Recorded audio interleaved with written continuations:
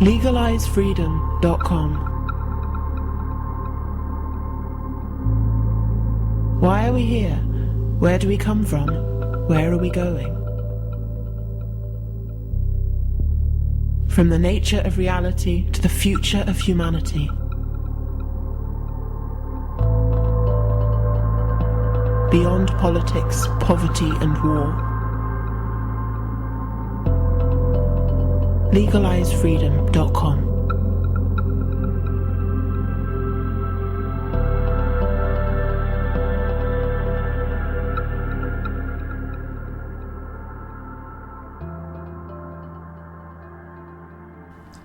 Greetings and welcome once again to LegalizeFreedom.com. I'm your host Greg Moffat, and today we are talking with Andy Thomas. Andy is one of England's most prolific authors and lecturers on unexplained mysteries and speaks widely in the UK and abroad. His latest and most major investigation into the mystery realms is contained in his book The Truth Agenda, Making Sense of Unexplained Mysteries, Global Cover-Ups and Prophecies for Our Times.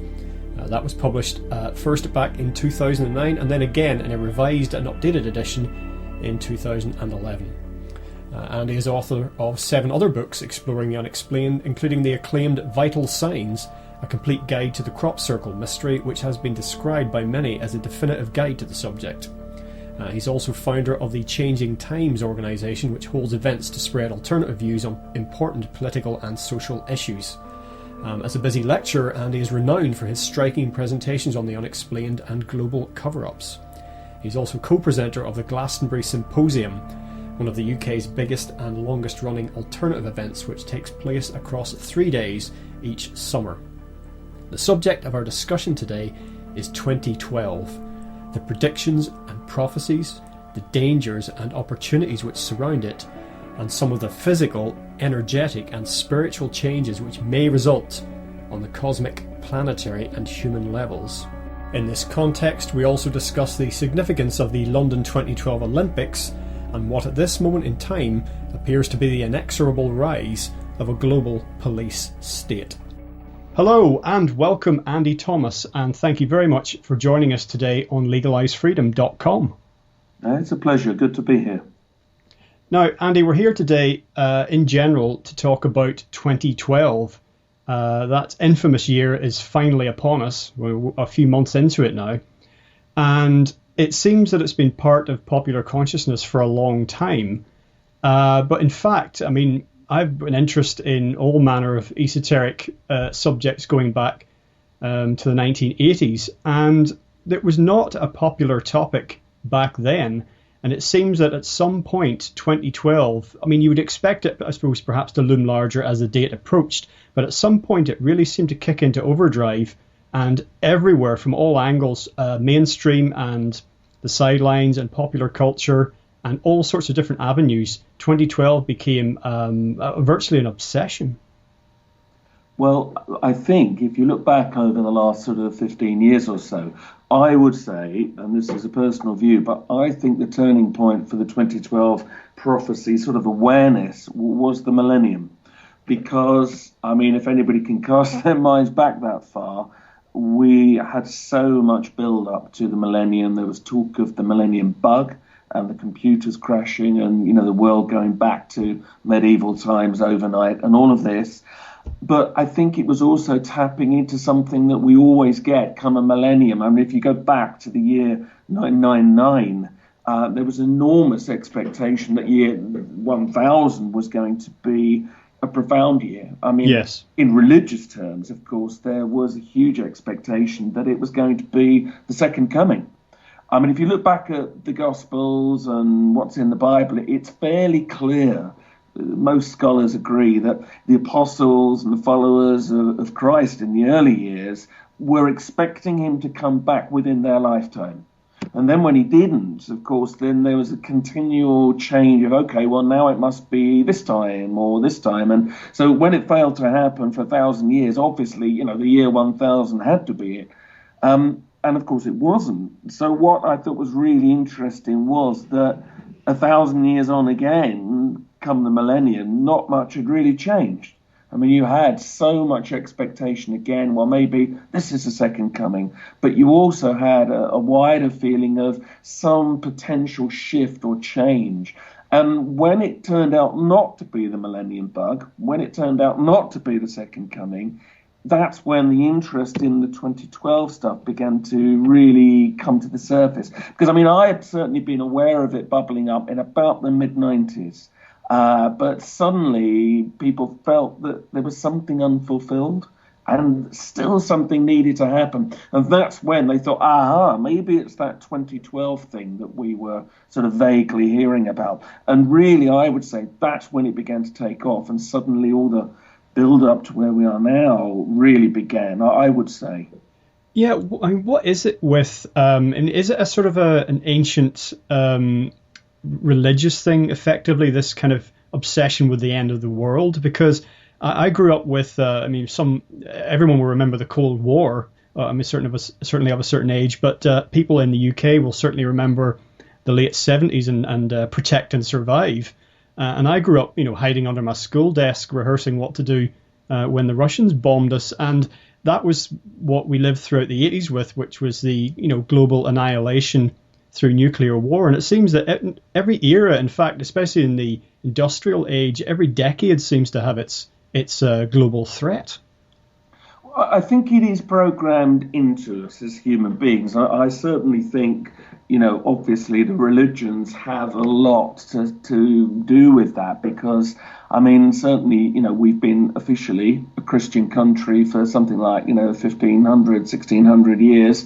And so the whole book of Revelation, you live a good life and you'll be saved when the apocalypse begins and the New Jerusalem comes. It's in our blood. You can't get away from it. And all around the world, I mean, you've got other belief systems that also tap into that. You've got the Kali Yuga time in the Hindu religion, for instance, which, is all about sort of, destroying what is to make way for something new. So when you start to look at all this, you realize that religiously we've been quite sort of conditioned, really, to be ready constantly for some huge thing. And as you say, when then you had, the power to actually destroy the world by human hands, with nuclear war and all of this, of course that changed things, because it became something that really could sort of happen in a very tangible way. And you're quite right. I mean, we grew up, you and I and anybody from that sort of generation from the sort of mid-50s onwards, with that feeling, hang on a minute, at any moment your world could literally explode. And I think that's had a profound effect on us. So therefore, our radar's always been out for, could there be anything else that might bring this all crashing down around our ears? So I think that's why by the time the 2012 sort of awareness began to bubble up, we were very tuned in to looking in for stuff like that. And so its time had come, of course. And yet, we'll see what happens, as the rest of 2012 unfolds, of course. And whether we make it to 2013, let's assume that we will.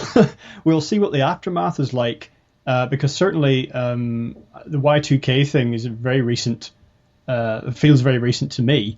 And afterwards, the general attitude seemed to revert to, well, of course nothing was going to happen. What did you expect? Well, I mean, one of the, I think, difficulties that we've got at the moment is that so much false expectation has been placed on this date. And a lot of that's been put there by people who, I don't mean this rudely, have not really truly understood what this is all about. And I'm hoping, in this conversation we'll get down to understanding more clearly what this cycle was meant to represent. And I think anybody who's expecting all the big changes they've ever wanted to occur on one day, 21st of December 2012, which is the big turning point in the ancient calendrical cycles, anyone expecting that that's going to be the be-all and end-all, I'm sure is going to be very disappointed. And I think there's huge potential for disillusionment and people turning their backs very much on all the things they've been building up to. My response to that would be a shame if people do. Because any shift usually takes decades, sometimes centuries, to really see what's been going on. And you sometimes need a little bit of perspective to look back at it. And when you look back, you might suddenly then realize actually how much did shift in these times, and certainly how many people changed themselves in anticipation that this might be a meaningful time.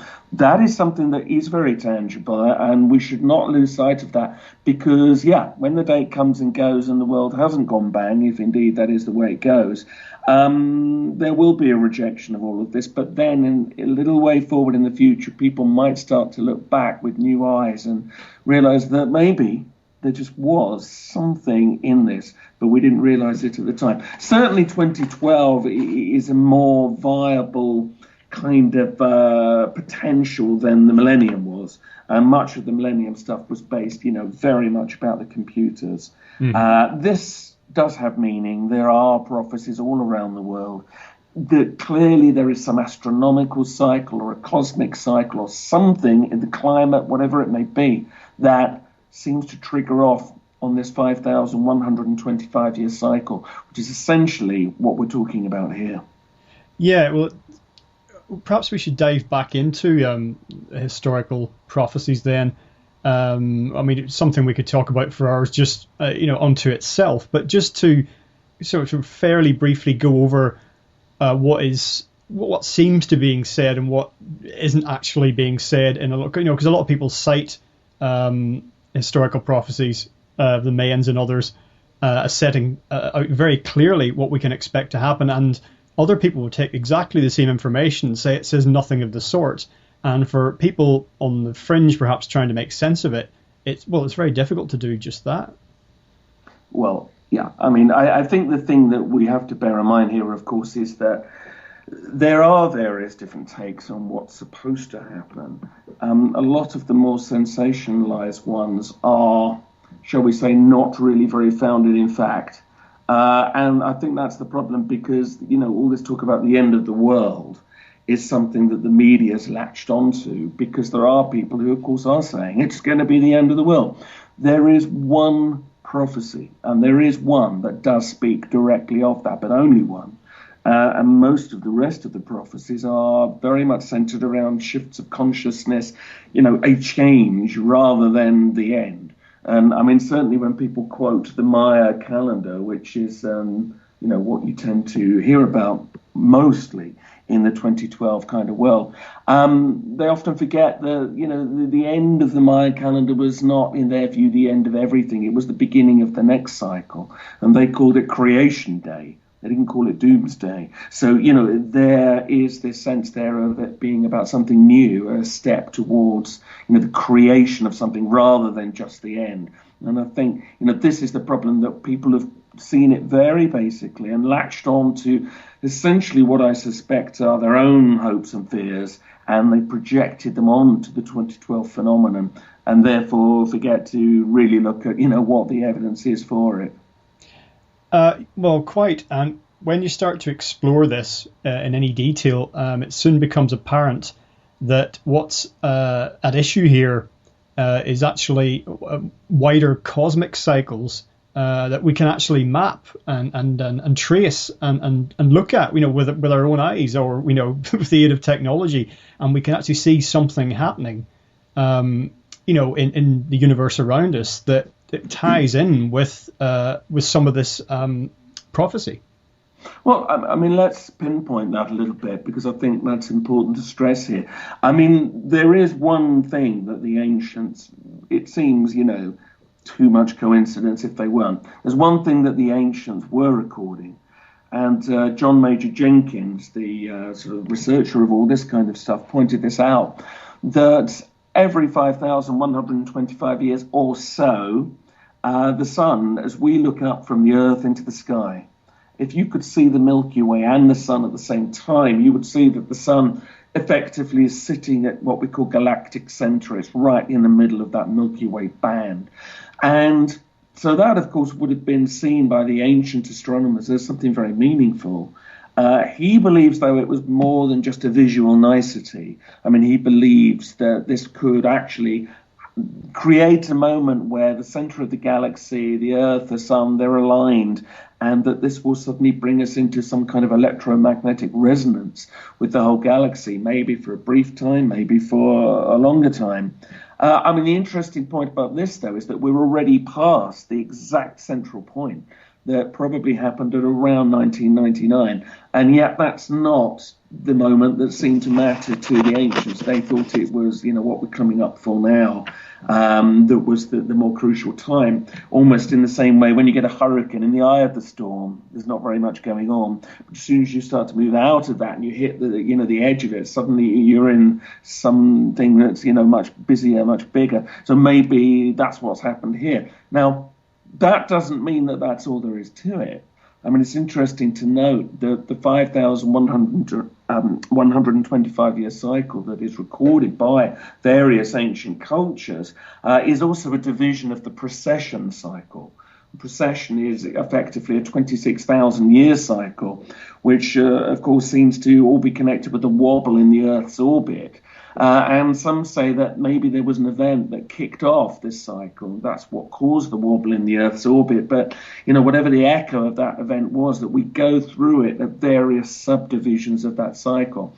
And some say we might be coming to the end of the whole 26,000-year cycle with this particular round of the smaller 5,125-year cycle. So that therefore there might be a cosmic effect. There could be, an exposure to something emanating from the center of the galaxy, perhaps, that we don't get exposed to very often. And I think there is certainly some very interesting research which says there might be something to this. Well, you say something emanating from the center of the galaxy. There's much discussion about heightened solar activity, for example, and the potential effects of electromagnetism on our bodies and brains. But what are you thinking of when you're referring to something from the center of the universe? Okay, well, or the galaxies. Solar activity is, of course, the thing that we are hearing a lot about at the moment, because the sun is very active at the moment. Some say we're seeing it at a part of its cycle that we've not gone through before. But if you look at the galactic alignment process that we were just talking about, where, so the sun's sort of lined up with the center of the galaxy, we're pretty now sure astronomically that most galaxies have something like a supermassive black hole at the center. There's something very energetic there. And we also know by looking at other galaxies that they periodically pulse out energy. Now, there is one researcher called Dr. Paul Laviolette, who is an astrophysicist, and he is one of those people that's been involved over the years with examining ice core samples, and especially cosmic dust levels, because cosmic dust comes into the atmosphere, it gets sucked down into the ice, and so we have a very good record of various periods of the Earth history in the ice. And he realized that these sort of bands of cosmic dust were probably being brought in by what he calls superwaves, these galactic pulses coming from the center. And Paul Laviolette says that one of the first things that we would look for to see that one of these waves was passing through, as they do on regular intervals, in his opinion, we would look for solar activity to become erratic, to become stronger. And that's certainly what we're seeing at the moment. And I should say, several other researchers believe that what we're seeing with this heightened solar activity is a response to a changed energetic environment around our whole solar system. Our solar system is plowing its way through space in motion, like so many other things are. We're constantly pushing against these X-rays and these cosmic rays coming in from the outside. And it may well be that when we get to a stronger part of what we're pushing through, that more of it gets through, the sun begins to respond. We know the heliosphere, for instance, that bubble that the sun holds our solar system in, it's very protective. That is shrinking at the moment. That is, known to be the case. And some think that what's going on is the sun sort of contracting itself to try to weather going through this extra stuff that it doesn't normally go through. Now, the good news of all this is that Paul Laviolette says that the major kind of super wave that you can get, we are not due for one of those. But in his view, we're due for a smaller one, but that it will still have various dramatic effects for the Earth, for the climate, and maybe for us. because a lot of people are saying that those energetic shifts could actually be the very things that periodically trigger some new stage in our evolution. And, we do have in the collective history of the human race, what fragments that we've managed to retrieve, stories of repeated cataclysmic events or certainly global changes that may ultimately have turned out to be for the better, but just enormous events, polar shifts, climate change, all sorts of, sometimes paraphrased and eventually turned into myth. But human history is just replete with such events, albeit they are, rare. To be sure. And I think that that's another interesting thing, that I think buried in this ancient cycle that says that this period, is going to be important, must surely be folklore memories of previous times. And I mean, if you take, say, the Mayan prophecies, the Mayans aren't that far back in history. They were at their peak at about AD 800. People often think that they were older than they actually are. But they did derive a lot of their beliefs from the previous Olmec civilization. Now, that has roots going further back and probably civilizations before them. And that's true of the other ancient cultures around the world, whether it the planet. Again and again, you've got the same sort of calendrical system embedded somewhere into the folklore beliefs and the ancient calendars. So you have to say to that, right, there was something tangible. It seems they knew there was some kind of shift. And as I say, it doesn't mean that everything happens on one day. I think that's probably ridiculous to say that. But something has to have a center point. And they knew that somewhere around this kind of crossing over point, there was always shift. Something seemed to happen. And, many people would argue we are seeing that all around. There is increased hurricane activity. There is increased volcanic activity. There are changes going on with the sun. And there are shifts in consciousness. If you look around you at just the political and the social upheavals going on, the Arab uprisings and everything that's going on here with the Euro and the West, there's a sense that what used to feel stable and normal suddenly isn't. And obviously, periodically, we're going to go through this in history. But it's just kind of interesting that one of these times that seems very focused at the moment is coinciding with this time that so many prophecies have said is going to be very significant. Well, certainly most important are the sort of global societal and related changes that you just referred to, and we'll get to those in a little bit more detail just in a moment. I just wanted to say a little bit about the solar activity that we mentioned. You don't have to go very far. It might not be on the nightly news, but you don't have to look very far to find evidence. For example, NASA and other high-profile scientific bodies and many establishment organs looking at this, researching it, and publishing information that's saying, look, we should be concerned about this. Absolutely right. About 2 years ago, NASA had a high-level meeting where they invited various defense ministers, including our own, and scientists from all around the world. And they basically sat them down and said, you need to take solar activity more seriously than you are. It is the biggest threat to our civilization. They had made some very loud noises about their expectations or fears, although they wouldn't say fears, but the sun is about to throw out some kind of huge solar flare, which, of course, if aimed at us at the wrong moment, it could knock out the world's electrical grids literally overnight. We know from past experience that this has happened. Canada was very affected back in something like 2003 because of solar activity, for instance. And if you go back to 1859... Oh, the Carrington event. The Carrington event. Now, the Carrington event was a huge solar flare that, had it happened today, would have knocked our civilization for six. Back then, it didn't matter that much because there were only a few telegraph systems and whatnot. Today, it would have a much more dramatic effect. Yeah, and I think that people imagine perhaps if there were some kind of solar flares, communication systems go down, electrical systems outed, that they perhaps don't realize that that could be everywhere and instantaneously, and that it would take, if you take that to happen in one country, say in never mind North America, in the UK, it would take months of every engineer working round the clock to even get the basic skeleton system back up and running again, assuming that they had the equipment they needed. And well, that's the thing, yeah. If they had it, I mean, the worst case scenario I've heard put forward is years, because the problem you've got is that, and of course we don't know, it might not be as severe as some have predicted, we don't know, but in the worst case scenario, you could have an electromagnetic pulse wave coming off the sun that not only wipes out all the live electricity grids, it also basically neutralizes every battery, wipes every database. Everything is gone. There are no records, in the so-called paperless society. Just getting the normal infrastructure of life back up and running, even once you had the power back on in a few places, you've then got to put everything else back together. And I don't think we're ready for that. And that's why NASA, in fact, a year or so after the meeting we just mentioned, they launched their Solar Shield initiative. And that is an attempt to try to encourage governments to put into place power grids that use transformers that can be switched off individually. Part of the problem we have is if you get a huge wad of electromagnetic energy, it gets absorbed by the system, bang, in one go at the moment.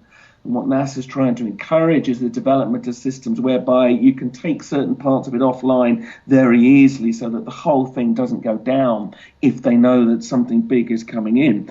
And yet, as somebody said to me at one of my lectures the other day, and they came up and said, well, you know what the problem is?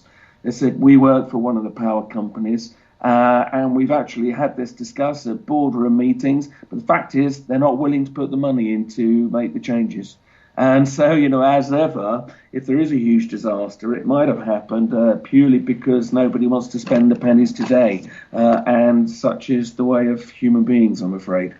Well, I mean, that's where we very much are now at the minute. I find that unwillingness to think about the future, never mind invest in the future, really seems to, in an odd way for me, it ties in with some of the feeling that something is building, that we are moving towards some kind of shift.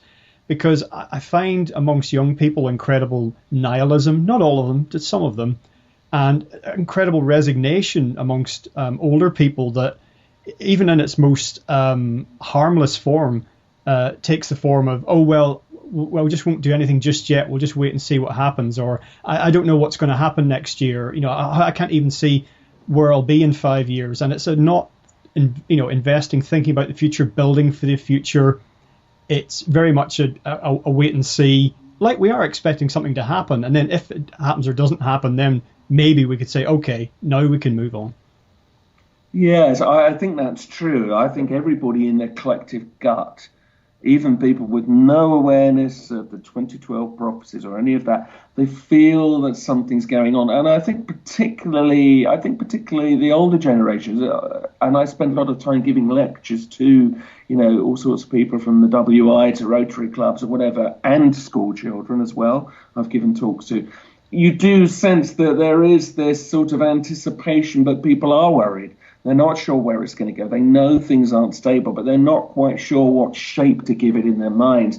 They're not sure what context to give it. And so, that can manifest as a sort of an existential crisis, a sort of inaction, where they can feel something's brewing, but they're not sure what they are meant to do about it or with it. And I mean, I think that's why the more people that can discuss the possibility of all these changes on every level, from the real world to the more sort of, spiritual visions that some people are having, I think all of this does need to be brought to the surface, because I think when something's openly discussed and you get a context for it, it's not so overwhelming, it's not so scary. And certainly that's why, over the last few years, I've spent a lot of time talking about all of this for that very reason, because if then things do kick off, if then you do get big solar flares or whatever it may be, you might at least think, okay, this might be a phase we got to go through. And also people then might remember, and some of those prophecies said that mankind would actually be in a higher state of being at the other end of it. So that, even though what could happen might still be very unsettling, it's then not so overwhelmingly scary. And I think that's very important, that people need to know, there are cosmic cycles that periodically change our world. And this may be one of them, and we've got to ride with it rather than fight it. Yeah, because from speaking for myself anyway, I've long felt, probably lifelong actually, when I became old enough to really regard the world with open eyes, that I know, is this it? And I was always willing to consider the possibility that something, a 180-degree turn, something radically different, could be better. And it seems that today there's never been more, a greater lack of fulfillment and purpose and happiness, and yet we've never had more material things, certainly in the Western industrialized world. And yet, it's not making us happy. So I would like to think that at some point along this trajectory that people could actually say, don't be so afraid of having the end of the world as you know it, because you don't like it that much. That is one way of looking at it. I think, to be fair, though, of course, the reality of something like that appearing to threaten, at least, is something else. And maybe, as you say, the very sort of sudden thought that you could lose it might bring people back to appreciating what they do have. I do agree with that. I think, obviously, we need to be careful that we don't see this through too Western-centric a viewpoint. I'm sure that if you were to, go to some countries, they're basically worrying about just getting through to the next day. They're not thinking about changes of consciousness and solar flares. Do you know what I mean? But here in the West, we've got the time to think about that. We've got more to lose, in a way, if anything did suddenly knock our very technological civilization. And I think we'll take it the hardest. And certainly psychologically, we do need to be preparing people. There are some people today that couldn't live without their iPhone for a day. Never mind the power going off and it not working for a year. The psychological impact of a potential shift could be massive. And we need, I think, to be ready for all eventualities. And what we've got used to, certainly here in the West in the last few years, we might have to live without it, and we might have to find another way to survive without turning into a pack of dogs. Do you know what I mean? Yes. These are the kinds of things that some people are thinking of. Well, I'm by no means wanting to raise up or in any way glorify an impoverished lifestyle. Just simply reflecting on that, in actual fact, not everywhere, of course, but in a lot of parts of the world, people with less tend to be more what we would call philosophical. And again, not trying to, look at this from a patronizing Western perspective, but have more of a spiritual aspect to their existence.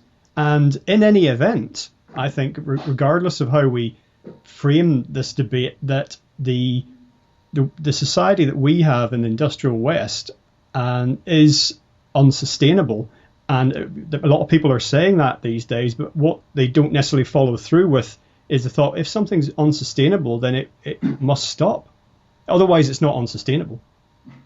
Well, I think that's the thing. Having that sort of intellectual construct of you're saying, oh, yes, well, this is unsustainable, and the emotional and the physical reality of that actually beginning to manifest are really two very different things. I find it interesting that even in the kind of more New Age realms, where people have been talking about apocalyptic change for literally decades, whether it be through listening to psychic channelings or, whatever it is, that's been very prevalent in that world.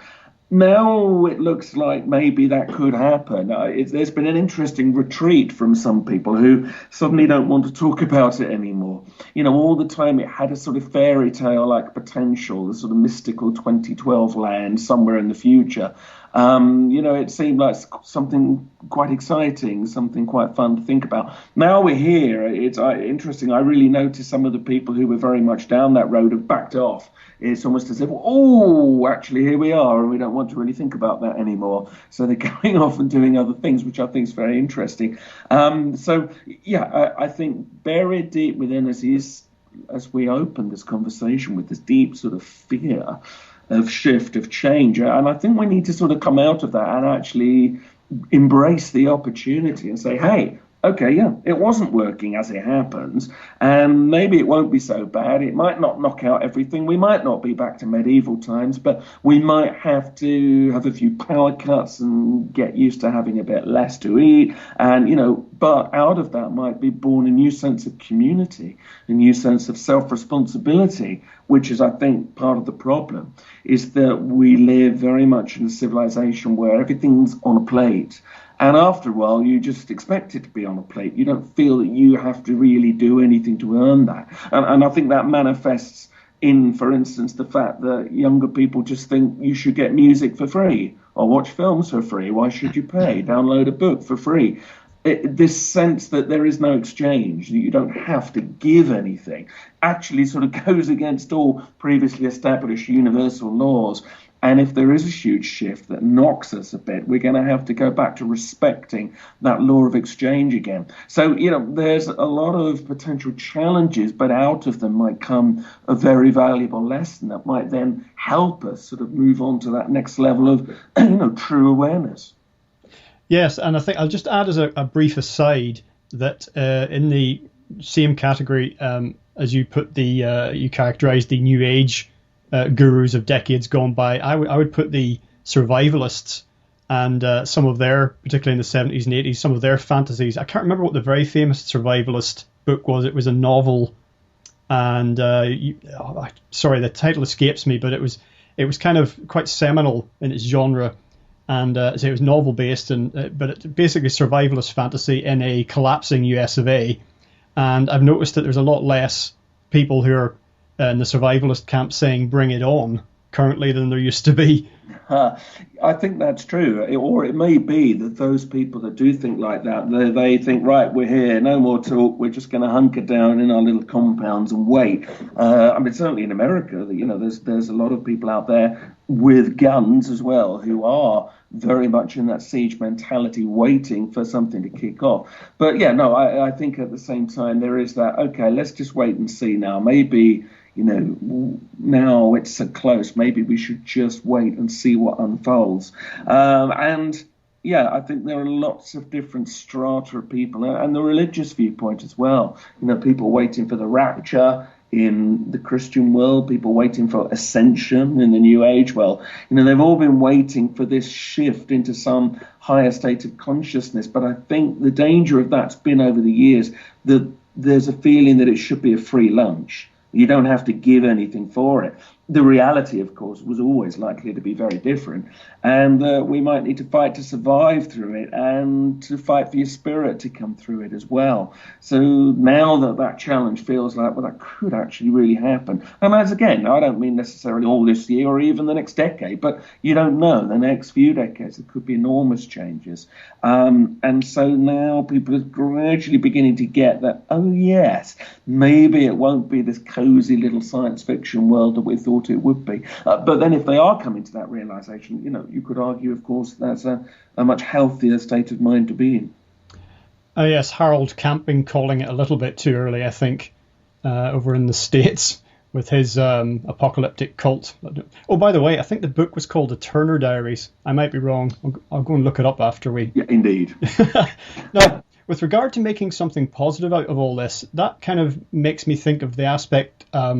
the saying that energy goes where attention flows, and how we consider the issues around 2012 and even 2012 itself, the old self-fulfilling prophecy. And certainly energetically we can affect the outcome, I think, even if only just on a human level. Well, I think we completely affect the outcome. I mean, if you look at the work of what they call the Global Consciousness Project, for instance, now, I mean, that began at Princeton University, and researchers like Dean Radin and all sorts of people like that have more or less proved that the human mind, when you have lots of them focusing together, it affects the energetic environment around us. They've developed computers that will change their behavior, change the data they're producing, just in response to focused collective thought, without any physical connection between the people and the computer. And they've realized this is going on all the time on an everyday level. So that raises the kind of opportunity, if you like, that maybe in addition to positive action, because you've got to match the two, we live in a physical world, you can't just live in a psychic world here. But in addition to that, what we think, how we approach things, is perhaps generating a collective consciousness field around us that would, of course, enormously help us if it was coming from a much more positive place and not a fear-based place, which is what's been, I think, very much built up, and I suspect deliberately by some quarters over certainly the last few decades or so. So if we can step out of fear and step into that, actually, in any case, whether or not there is any truth to these prophecies, we're going to make a better world. Go in with that attitude on so many levels, psychic, social, spiritual, you're going to see a shift which, of course, could have a profound effect. And put that together with some of the people who were saying that the very electromagnetic pulses that we start to get from the sun could actually rewrite our DNA, could cause us to create more dimethyltryptamine in our brains, our pineal glands, and all of this. If any of that's true, you could have a huge leap forward coming from several different directions at once that, of course, may indeed, as some of the prophecies have said, leave us in a different state of being and hopefully a better one. This is speculation, of course, but I think there's nothing wrong with aspiring to a bit of that regardless. Well, quite, and there's the accelerating rate at which it feels that change is happening certainly points towards something. And it'll be interesting to see as 2012 unfolds, excuse me, if no specific event or nothing that's noticeable on a global scale occurs. It'll be interesting to see, and we referred to this a little bit earlier, the aftermath of it, whether this feeling of narrowing towards a specific point at an increasing rate of speed, whether that will continue. I think it will continue after a lull. I think if nothing tangible has occurred by the end of the year, in terms certainly of big consciousness shift, I think there will be people, the media will mock. I mean, they were mocking at the beginning of 2012 itself, saying, we're all still here and now we're in 2012, utterly missing the point that, of course, the big date everyone's talking about is at the end of the year. But, we had that at the beginning. You'll get that again at the end. Some of those waiting, and there are some, waiting to be lifted up to the fifth dimensional or whatever interpretation they have of the shift. I think they're going to be disorientated. I think they're going to have to perhaps come back down to earth, and then you may see in the next year or two, especially if then events do start to kick off, that it was never really just about one date. It was about a gradual time of shift, and then they'll start to meet the challenge. And as I said earlier, they'll start to look back at these times and realize that it was actually a very important moment. The prophecies are all about this being the beginning of the new era. It's not the new era itself. It's the start of it. It's the beginning of something that might take a long, long time to unfold. But at the same time, if you look for the signs, it's exciting. There are things which certainly it doesn't feel like I remember the world feeling. And certainly it's something that everybody has in their bones somewhere. Even if they've got, as I said earlier on, no context for it, they feel it. And some of the lectures that I give to, very sort of everyday groups, it's quite interesting some of the statements people will make. And, you'll get your average WI member saying, the world's not like I remember it. There's definitely something in the offing. And they don't know really even why they're saying it, but they feel it. And when you make a presentation that starts to, give some shape to that, it's very interesting how quickly people do positively respond to that because they feel it. And I think we should never underestimate what the collective gut feels. Very, very important. You've really hit the nail on the head there. And I think from the mainstream, we're generally told to dismiss that. Any type of intuition, especially, God forbid, collective intuition, is just dismissed as bilge, and if it can't be measured, it doesn't exist, which actually is one of the very interesting aspects of the Global Consciousness Project that you referred to, because that's just what they've been doing. Well, it's ironic as well, isn't it? That, I mean, in fact, the scientific principles on which the Global Consciousness Project is based are very sound. Even that, is just rejected by some of the more hardline scientists. They say it's all nonsense. But I mean, if you actually look at the studies over the years, many other different studies taken to show that the mind does affect the material world, and that telepathy and all of this kind of thing actually does occur. When you look at a meta-analysis, as Dean Radin would say, of all the different tests ever taken, the information is overwhelming to suggest that there is a phenomenon here whereby we are much more than we've been told. And yet you've still got the very hardline scientists poo-pooing this, saying it's just complete nonsense. But then 9 times out of 10, when you challenge them on it, they've not actually read the data. And that's part of the problem. They don't want to read the data. That's part of the problem. Everybody's got into their pigeonholed boxes and they fight their little camps instead of saying, hang on a minute, let's just stand back and see, maybe, just maybe, there could be some element of truth to that. But again, I'd like to hope that one shift we will begin to see now is science rediscovering spirit.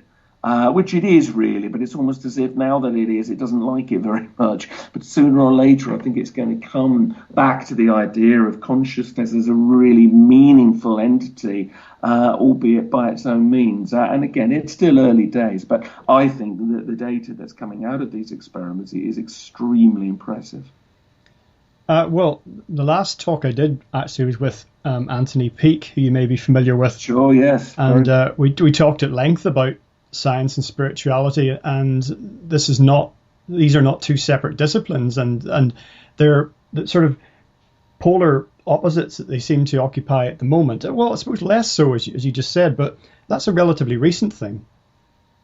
Well, yes, I mean, it is relatively recent. And yet, to say, you look back and you can see all of this kind of way we are today, the consciousness we're moving into now. You can see that building over actually a longer time than it may at first appear. I mean, like we were saying, the 2012 stuff didn't really even come to consciousness until post-millennium, not seriously.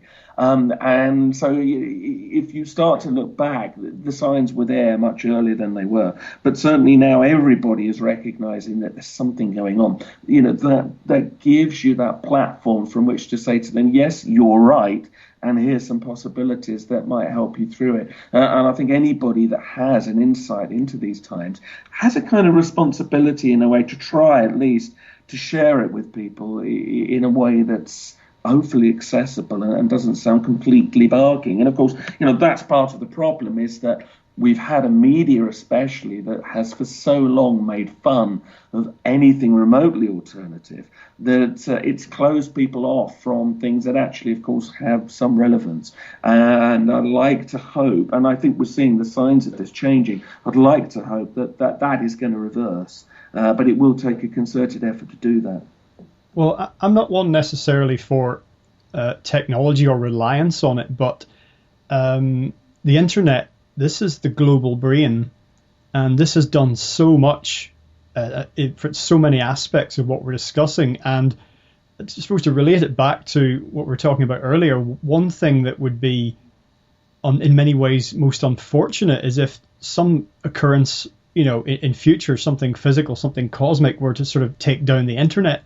Because, I mean, you're saying about people not being able to get through the day without their iPhone. So many of us, just from a communication point of view, and I don't mean just sending, emails to arrange meetings, but just to reach out to the rest of, humanity, that the internet has facilitated this. And again, that Western perspectives, so many parts of the world and so many people don't have access to this. But that is changing, and it would be a shame if the internet wasn't able to grow to its fullest extent. And I'm not a tech guy, so I don't even know what it could become, but certainly more than it already is. Well, I mean, there's two things that I would say to that. I mean, first of all, I think unless you're talking a seriously apocalyptic disaster, and I don't know why, but I don't feel it's going to be, but that might be scurrilous nonsense. But I think it will be more of a sort of a medium shift, if anything's going to happen at all. I think that we've got enough savvy to have preserved this technology somewhere. I mean, you can bet your life the governments of the world will have places where they somehow will have protected electricity grids. Nothing is going to be completely lost. So even if we had something that set us back as a civilization for maybe a decade or two, I think it would come back quite quickly, and I think it would come back with a vengeance and, leap forward. So there's that aspect to it, that unless it's a total, literally all life on Earth wiped out, in which case it doesn't really matter. Unless it's there, I think all of this stuff will come back. The other thing I want to say about the internet is that, yes, you're quite right. That's been one of the huge tools for this new growth of consciousness. It's given a forum for people who didn't have a voice before to now have one. That's unsettled a lot of people. There's a lot of people that don't think that's a good idea. There is no editorial filter. You don't need to have a publisher. You can say anything in 1 second and it's out on Twitter and several thousand people have read it. But that's the reality of where we're at. And of course, it is in a way a very democratic thing because of that. Equally, however, it's very open to abuse. And never mind a solar flare knocking out the internet, you have legislation going through, particularly in the United States, masquerading as anti-piracy legislation and things like this, which is beginning to strangle the freedom of speech on the internet. And of course, some say, yes, but total freedom of speech is not a good thing. But then any tool can be used for good or for bad. You can kill someone with a hammer or you can make a cabinet with it.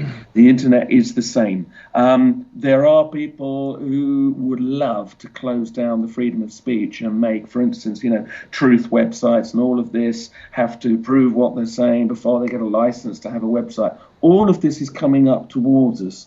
And we need to be very wary of that because we should not take for granted the gift that the internet has been and currently is.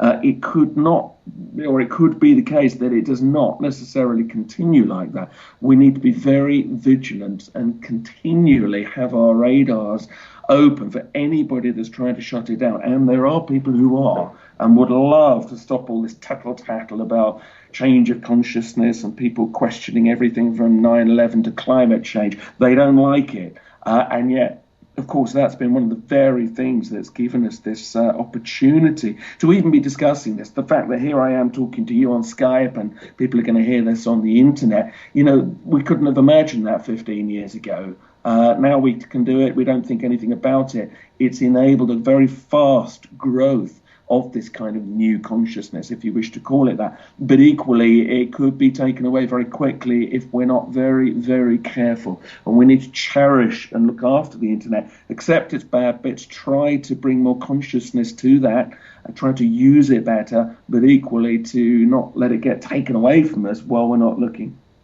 Yeah, because the internet is just like a big crowd of people.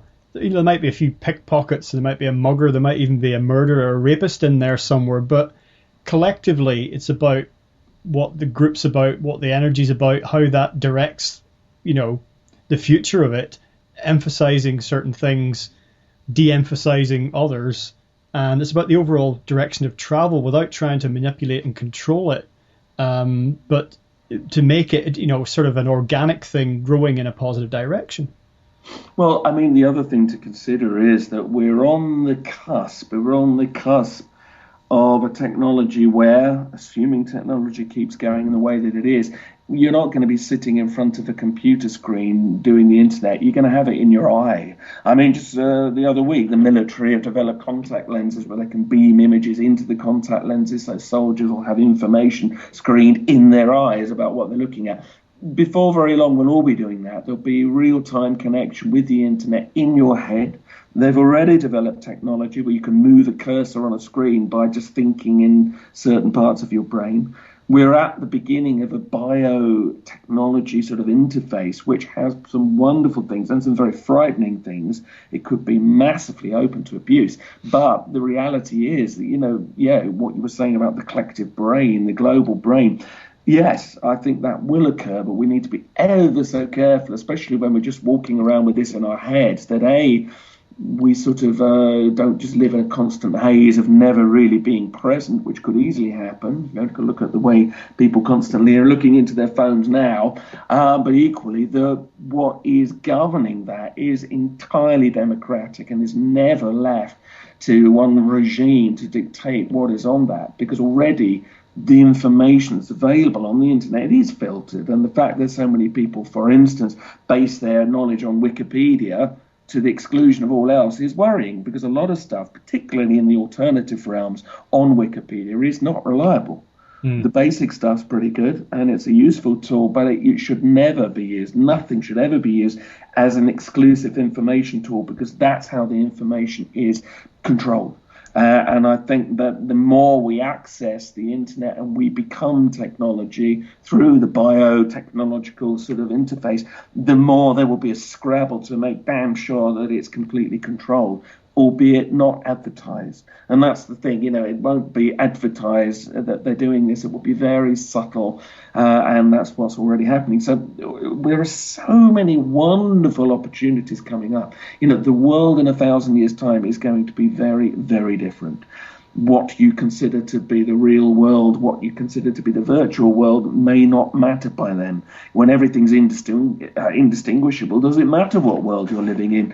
As long as the morals of the decisions you're making still count. There will be great debates about this. The whole way the world is going to change will enable us in 1,000 years, if we have survived with technology continuing, to look back at these times and see, never mind the prophecies, again, a lot of stuff was birthed here in these times, and therefore the consciousness we bring to bear on it now could have a massive effect on how it gets used in the future. We need to, you know, create the most positive space, most positive environment in which that can grow, with a very sort of deep, compassionate and moral awareness, while we have the chance to make those choices before it just gets away from us and just rolls on by itself. But, you know, either way, these times will be seen as crucial. Well, I think, Andy, that's a very erudite statement, if you don't mind me saying so, about, you know, the 2012 phenomenon and where we are and where we might be going. And I'd like to turn to talk a little bit in a UK-centric sort of way about the upcoming 2012 London Olympics. But is there anything that you'd particularly like to add to the discussion we've just had? Well, I think only that I think anybody that's interested in this being a time of shift, you know, they owe it to themselves to go and check out all the different sources and look at all the prophecies, find out what they are. There's a lot of misrepresentation of them. And I think try to come out of any kind of dogma about it. Nobody knows what's going to happen. You know, maybe the sun won't do very much for a while. Maybe it will. We don't know. But I think the more sort of aware you are of all the possibilities, then I think the more likely it is that you'll use these times positively. If you go into it, I think, slightly blind to where it could go, then of course you're going to have problems. So just going in with full awareness, eyes wide open, you know, would be the best sort of advice that I would give. Okay, well, turning to 2012 and the Olympics, and even saying the two phrases in one sentence kind of reminds us how they become intertwined. I say that not just literally the Olympics happening this year, but just because of the significance of this year, that's brought a few interesting wrinkles into thoughts about the Olympics. And I remember very well on July the 6th, when Britain's successful bid to host the Olympics, that was announced. And then the next morning I found myself on a train to King's Cross, and the whole polarity between those 2 days created a tremendous, in my way of thinking, a tremendous spasm, convulsion of energy from this elation, albeit one that I personally couldn't feel and didn't quite understand, but it was okay, these national celebrations that the nation insists on doing from time to time. I could see certainly economic reasons for rejoicing. And then what followed the next day, it was way beyond nice cop, nasty cop. It was something, I thought about it for a long time. It felt very, very strange. Well, I think that the way that began is sort of, has a lot to say about the hopes and fears for where we are at now. Because, wasn't it interesting that there was all this fantastic elation and then suddenly you were sort of thrown down into the deepest blackness? And some, of course, believe that that was deliberately contrived. And we cannot get away from the fact that conspiracy theory is rife. And it's something that I study and I'm very interested in, and I am therefore, by definition, a conspiracy theorist. But if you look at the polls, if you look at what people do believe about the world they're in, it's remarkable how many people think that events are manipulated. And that there's constantly some weird psychosocial sort of experiment going on, and that what happened with the announcement that London had got the Olympics and then the bombs the next day, some people think it's too coincidental. It was a kind of a mind game, as you said, good cop, bad cop. And, of course, here we are now in the year of the Olympics themselves, and, of course, people think the same games may be about to be played out. Now, I hope that they won't be, but again, as we've said in this conversation so far, I think if you can bring things to consciousness and awareness, you hope that it helps the worst case scenarios not to occur, and equally by creating awareness, you hope that people will go into it more wide open. But the fears that are being seeded around the Olympics at the moment, and I would also add the Diamond Jubilee, which comes, of course, before the Olympics, they're very profound, and it's the media that's actually seeding a lot of them. And you could therefore argue the establishment in general. The amount of TV coverage we had about potential rioting, potential terrorist attacks, the fact that the fear mentality around the Olympics is so massive that they've got surface-to-air missiles all the way around the Olympic Stadium. First time ever, and we've had at least 2 games since the war on terror began, so why now? You've got all of that. You've got, thousands of American troops coming over to supposedly guard their own troops, and London going into lockdown. And then on top of this, all this kind of talk of all the terrible things that could occur. Now, is this just sort of the English sort of personality coming through? That cynicism, always that sort of slightly, dark view of things, what could go wrong, but then you hope that really it does go right. Or is there some other message being seeded here? Lots of people think that there is. And, of course, one of the darker things that has been put forward is that maybe somebody somewhere may attempt to do something horrible during the Diamond Jubilee, so that by the time we get to the Olympics, the effective martial law that could have come in will be locking down the whole of southeast England, certainly London, in a way that's kind of a huge experiment with control and surveillance coming in that will never be taken away. I hope that's wrong, but I concede that there are signs that there are some, shall we say, very strange sort of atmospheres being placed around it, or not least in some of the symbolism that's being used in the Olympics. Yeah, well, perhaps you could talk a little bit about that, because it's something I wanted to touch upon. And, Olympics have always been about symbolism. The Olympic rings themselves, a somewhat controversial symbol in some quarters. But perhaps you could just speak to that. Well, I mean, one of the things that the conspiracy theorists have a particular issue with is sort of embedded symbolism. Now, what is curious here is that this year, of course, we have mascots for the Olympics that seem to be a single eye over a pyramidal sort of body. Wenlock and Mandeville, as they're called. And I mean, initially, nobody really liked them anyway. Anthropologists said these are useless for kids. There's no face. There's nothing a child can latch onto. But of course, the conspiracy world looked at it and said, well, it looks very like the all-seeing eye over the pyramid to us, but with legs. And it has to be said, the more you look at it, you think, yeah, if anybody doesn't know what we're talking about, I mean, if you look at the dollar bill, you've got the famous eye over the pyramid, which defenders say is purely a mystical, rather sacred symbol. The conspiracy theorists say it's the all-seeing eye showing who's really ruling the planet, and so on. But either way, it is an occult symbol. So you've got that embedded in the Olympic mascots. You've also got it arranged all the way around the edge of the stadium, because if you look at the lighting gantries around the Olympic Stadium, you will see that each one is a near perfect, albeit abstract, representation of the eye over the pyramid. Even to the point where you've got the light bulbs in the top of the gantry, and the way they're arranged looks somewhat like an eye. There's then a part under the light bulbs which isn't lit that matches proportionally the gap between the capstone and the pyramid on the dollar bill symbol. And it just seems too much coincidence that it looks like that, especially given the Olympic mascots. So inevitably, that's causing speculation that basically the Olympic Stadium is one big occult temple. And especially where it's positioned, near Canary Wharf, there's claims of all sorts of alignments.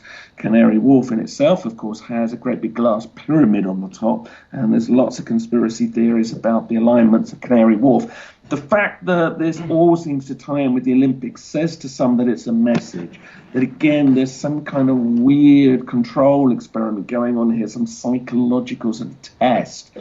And I mean, when you then put that together with the other things going on in the year, like the Diamond Jubilee, you have to realize that authorities, I think, are very aware of mysticism and the occult.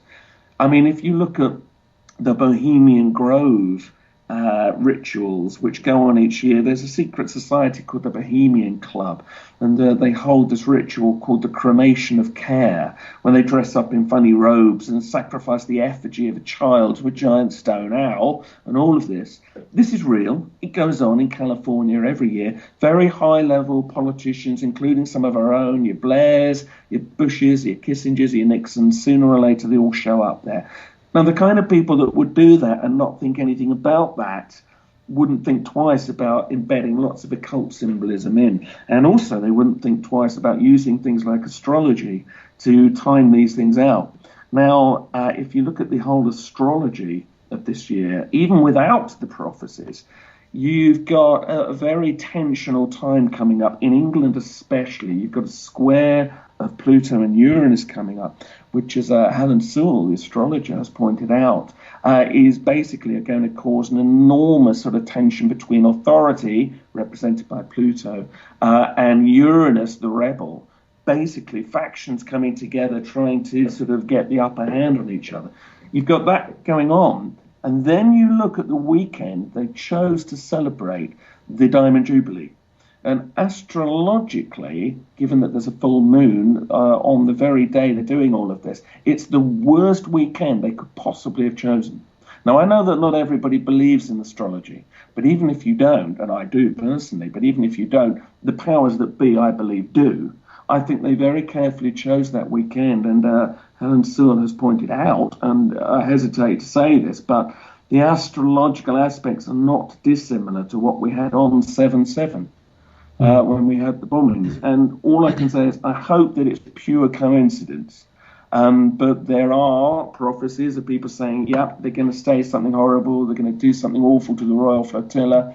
I hope not. And I really hope that the more people that talk about this, the less chance there is that such a thing could happen. But astrologically, Britain and England in particular was always going to be sort of on the world stage this year. And isn't it interesting that 2012, this beginning of the new era that so many people have been talking about, here we are on the world stage for that year. And in the same way that when everybody watched the Chinese Olympics, for instance, everybody around the world was talking about what was going on in China, well, everyone's going to be talking about whatever's going on here. And if there are protests, if there are events, if there is trouble on the streets, whatever it may be, and we saw some of that last year, of course, everyone's going to be watching it. And some say that the whole thing could be some weird, experiment to try to kick the new era off in a negative way. And certainly the fear that has been spun around the Olympics by very official channels and all the kind of anti-terror stuff, you've got to have some of that, of course. But some feel that it's going beyond the call of duty. It's actually putting out something that's not feeling so nice. Maybe it's a way to sort of neuter the energy of the beginning of the new era, which, yes, might come by the end of the year. But if stuff kicks off in the summer, that's still going to be very much in people's minds. And that's why I think it's very important we focus positively. Now, I know some people will say, well, yes, but you've just made me afraid. Yes, that's the problem. If you're going to identify potential difficulties, you've got to address the negative. But that doesn't mean you then keep going like that. So what I'd say is, okay, if any of this is true, if the conspiracy theorists are right about this, then we need to be putting out something very positive which balances that and making people very aware and saying, right, let's make the beginning of this new era the best it can be. Let's take it by the horns and create a really, really positive environment in which we can move forward into whatever may come. Yeah, I must say my instinct, and I'll admit that this was on the day, this was on July the 6th, when I watched this announcement on television that London had got the Olympics, was, whoa, stay away from London. And then laterally I'd thought, well, if I decide around that time or during the Olympics I want to go to London for some unrelated reason, why shouldn't I just go? I thought, am I just guilty of sort of, hedging my bets and buying into, feelings of negativity that may amount to nothing? Well, I mean, I think at the end of the day, each person has to look at how they feel inside themselves as to whether they do show up in the city at that time or, what they choose to do. I mean, I know there are some people, because they're worried, they're planning on doing mass meditations to kind of pour positive energy into it, which I think is a very good thing. Others, of course, would have loved to have been there and couldn't get a ticket. That's a whole other business. I think each individual is going to have to look very carefully at how they feel. Some are utterly indifferent to the games, can't wait for it all to be over. But I do think it is an opportunity for a country to shine. And isn't it a shame that, I mean, if you want to, just go one stage further with the symbolism of the Olympics, that the huge sculptural tower that they've built next to the Olympic Stadium is really horrible. It's this twisted mass of scaffolding that I haven't yet heard a single person say is nice.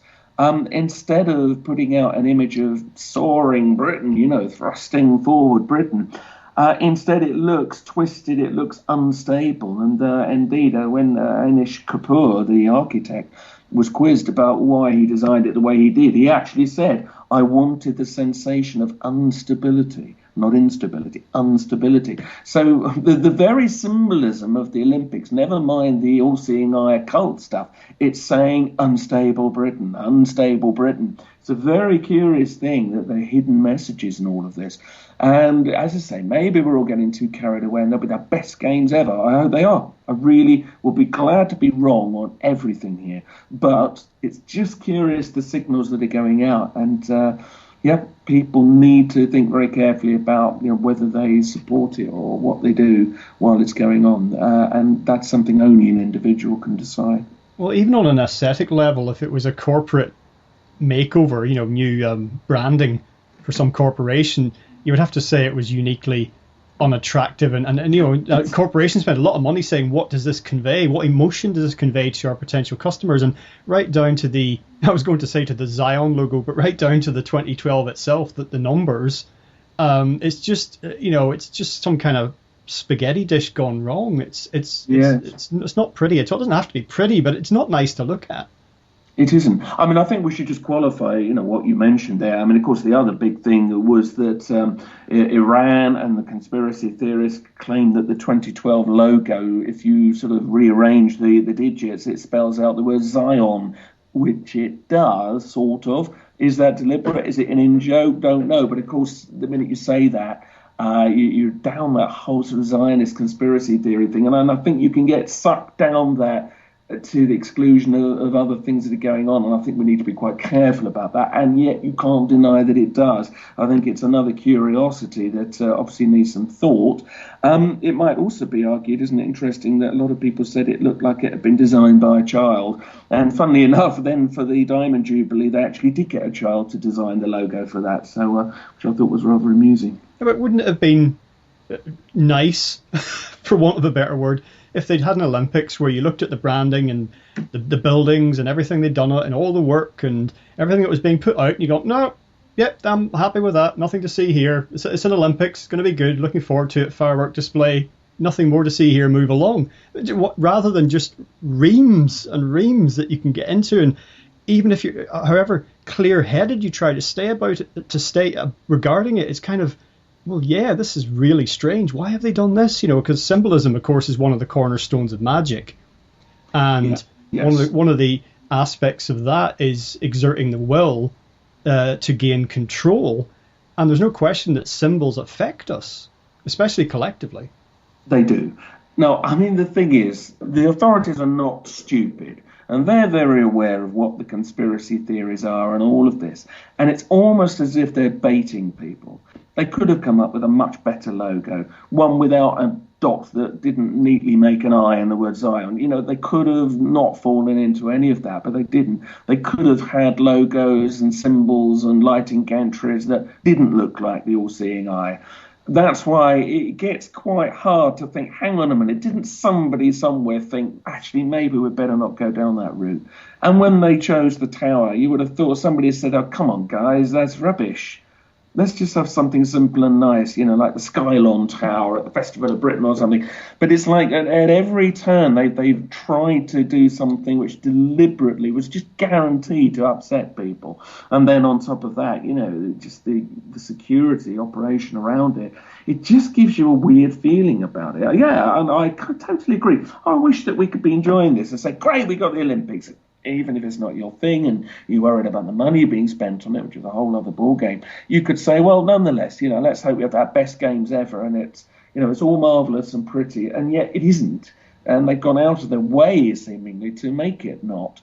So this is the strangeness of what's going on. And again, I think, as you say, because symbolism is, at the end of the day, a very powerful tool, you then have to say that you could be construed as somebody trying to sort of skew the gates into this new era to make sure that it gets off to a bad start, which I think is very unfortunate. And that's why as many people as possible need to try to change that so that it gets off to a good start. And we need to reclaim this. If they can't design something decent, we need to have to put out a better energy to balance that in whatever way we can, albeit just on a personal level. Well, I guess the Olympics, the Jubilee will be with us before the Olympics, which will be with us before December 21st. So we shall see what happens. But in any event, whatever does occur or does not occur, our response to it, as you've emphasised earlier, will be key. Well, I think it will be. And when we get to the end of this year, we'll obviously be able to get a better shape of, whether this was all madness. If nothing drastic occurred before the end of the year, that I think would bode well, and then everybody can celebrate the solstice, 21st of December, and okay, the world won't end, probably, on that day, but then, we can celebrate being a good frame of mind. If anything has happened, I think we will actually still need to try to take ourselves into the same positive frame of mind anyway. This is the thing. One thing I've always argued over the last few years especially is that even if it turned out there was nothing to any of the prophecies, it was all madness, it doesn't matter. It's already had a positive effect. I mean, I know many people who have changed their lives in anticipation that something might happen. They've thought, well, if everything did go belly up, I'd like to be in a good state. I'd like to be in a good relationship. I'd like to be in the job that works for me. I don't want to be thinking, oh, my God, I just sort of did nothing and my life was rubbish. That in itself is a shift in consciousness. So many have said that, I just felt I wanted to sort myself out.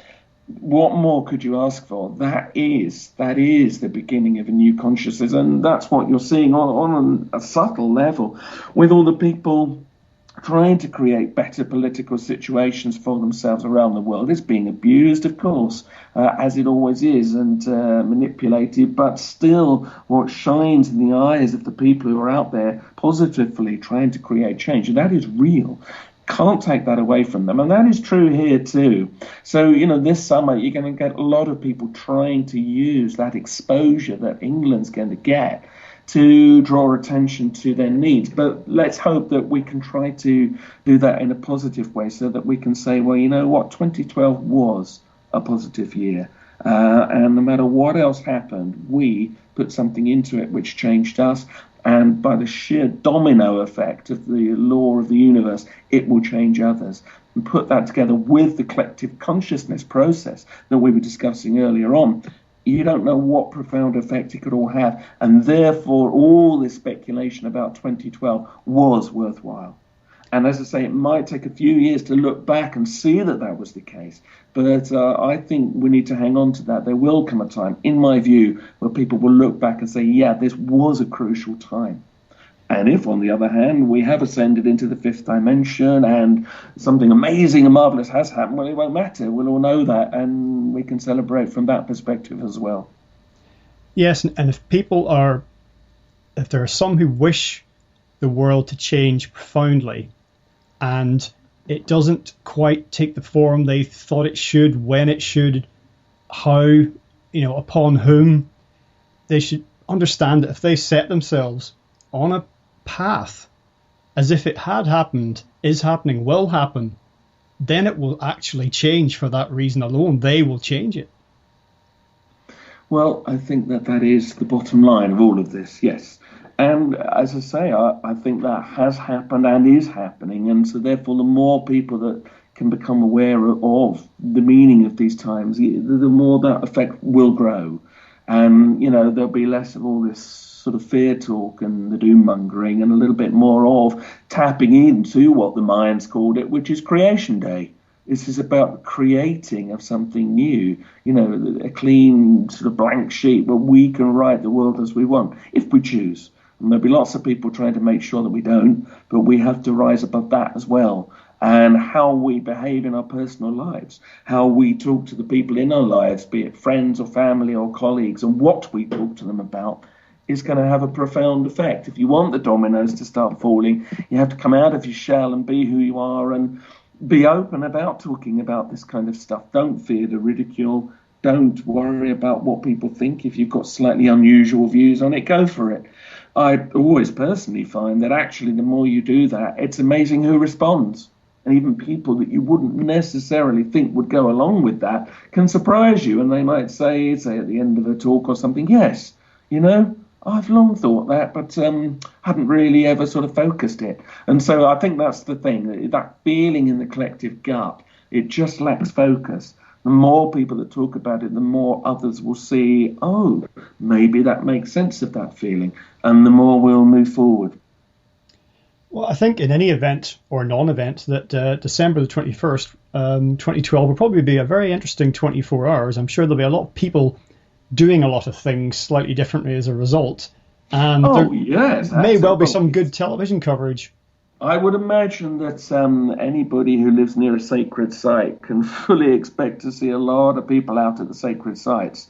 And let's hope we don't get a battle in the beanfield or any of this nonsense. There, of course, will be people that will want to be at the big sites, but not just here, all around the world, particularly around the Mayan pyramids and all of this. I dare say it's going to be packed.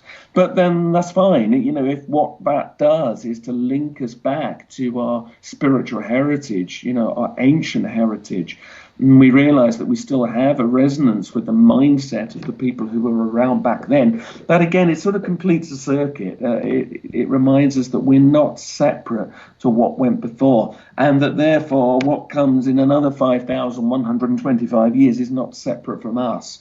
And you hope that, however much that world may be unrecognisable, they may look back and remember that we kicked it off. And if we kicked it off positively, we'd like to hope that that will be remembered. I think that's probably the perfect note on which to end our discussion.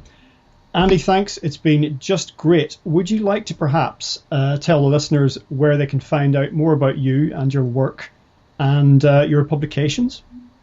For sure, yeah. I mean, if anybody wants to find out about me and the book that I'm very well known for, which discusses much of this, is a book called The Truth Agenda. So if you go online to truthagenda.org, you'll find out where I'm speaking and a lot about the book and stuff, and links to some other things. Or if anybody wants to look at Vital Signs Publishing.co.uk, you'll see some of my previous books on unexplained mysteries and all sorts of stuff. So you'll find me one way or the other. And, what I would say to everybody is that anybody that's got an awareness of all this kind of stuff, spread the word. Don't hide the light under a bushel, put your links up there, put, whatever it is you're doing out to the world, and then people will find you as well.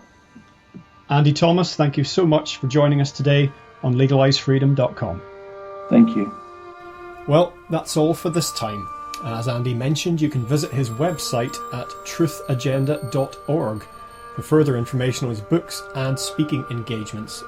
And it's also worth having a look at vitalsignspublishing.co.uk, which is the website of Andy's publishing company. There you'll find books by him and other authors on a range of fascinating subjects. Once again, thank you so much for listening. Until next time, I'm Greg Moffat, and you've been listening to legalisefreedom.com.